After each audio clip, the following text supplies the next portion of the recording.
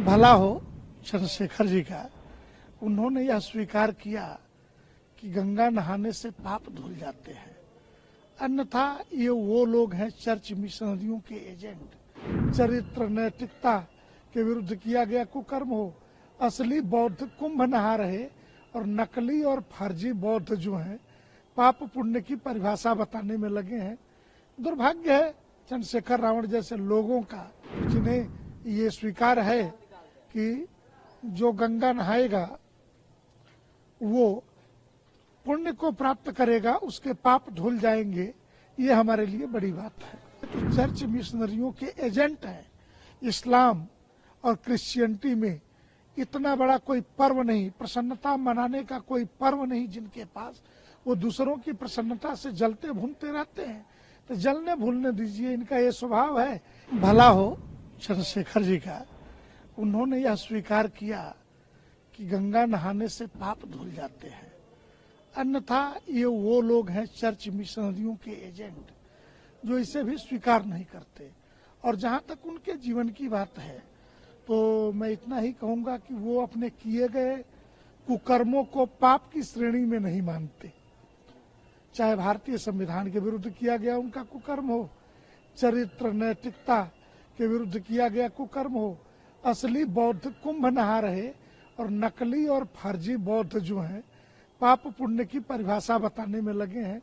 दुर्भाग्य है चंद्रशेखर रावण जैसे लोगों का कि जब पवित्र गंगा बह रही हो, दुनिया के 127 देशों का सिख, हिंदू, बौद्ध, जैन, जो सनातन हिंदू समाज का विराट समूह है, वो तीर्थराज प्रयाग में गंगा और यमुना, गंगा अगर ज्ञान की देवी है तो यमुना प्रेम की देवी है। और इन दोनों के बीच जो हमारे भक्ति प्रेम, इन दोनों के बीच में जो अदृश्य रूप से ज्ञान की देवी सरस्वती बहती है। सरस्वती का एक अर्थ सरस वृत्ति भी होता है कि हमारी वृत्ति कैसी है। तो ये रोज गाली गलौज करने वाले लोगों का जो स्वभाव है, अब चलिए भला है जो कल तक पाप पुण्य कुछ मानते नहीं थे, आज पाप पुण्य को स्वीकार करने लगे। तो जिन्हें ये स्वीकार है कि जो गंगा नहाएगा वो पुण्य को प्राप्त करेगा, उसके पाप धुल जाएंगे, ये हमारे लिए बड़ी बात है। साथ में जितने भी श्रद्धालु हैं उन पर भी सवाल हो गया, साधु संत सन्यासियों पे जो सवाल उठाए ही। जीवन भर हिंदू समाज को गालियां देने वाले लोग, इनके प्रश्न करने से होता क्या है। एक कहावत है, कोढ़ी डरावे दहिया पर थूक दे। वही हाल इन सबों का है।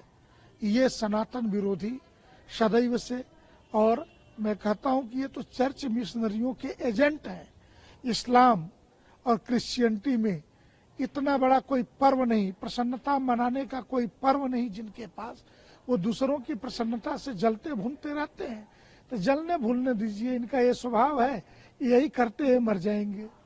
हमने पहले भी एक बात कहा है कि स्त्री साध्वी हो सकती है, सन्यासिनी नहीं। इसके अलग अलग प्रश्न हैं। हम तो सैद्धांतिक रूप से शास्त्र सम्मत इस बात पे अडिग रहने वाले लोग हैं। स्त्री को सन्यास नहीं दिया जा सकता, वो साध्वी हो सकती है और साध्वियां हैं, उन्हें उसी रूप में स्वीकार करना चाहिए।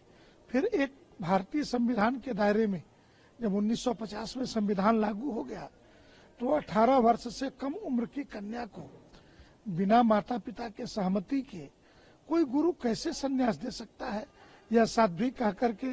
ये एक प्रचार पाने का ओछा माध्यम जरूर हो सकता है। अखाड़े को ये बात समझ में आती है कि मुकदमेबाजी, आरोप प्रत्यारोप से बचने के लिए, निष्कलंक बने रहने के लिए ये करना जरूरी था, तो उन्होंने किया है। और हम जूना अखाड़े के इस निर्णय की प्रशंसा करते हैं। देर आयत दुरुस्त आयत, ये सही निर्णय है। और हमारा साफ मानना है कि नाबालिग बच्चों को अगर संन्यास देना है, पुरुष है, बालक है, तो भी माता पिता की सहमति लेनी चाहिए। अब की परिस्थितियों में, जिस जमाने में न कोर्ट था, न संविधान था, न कोई बातें थी, बच्चे को उठाया सन्यासी बना दिया, ठीक है। अभी ऐसी परिस्थितियां नहीं है। संविधान के दायरे में सभी काम करते हैं। और हम पूछें, अगर उस लड़की के माता पिता उस बाबा जी पर FIR करा दें कि मेरी नाबालिग कन्या को बहला फुसला करके इसने संन्यास देने का प्रयास किया है, तो बाबा जी का क्या होगा? जेल जाएंगे। कौन सी धारा उनको बचा लेगी? राजकृपा न हो तो। इसलिए इन चीजों से बचना चाहिए और जूना अखाड़े का यह निर्णय परिपक्व निर्णय है, इसे सबको स्वीकार करना चाहिए।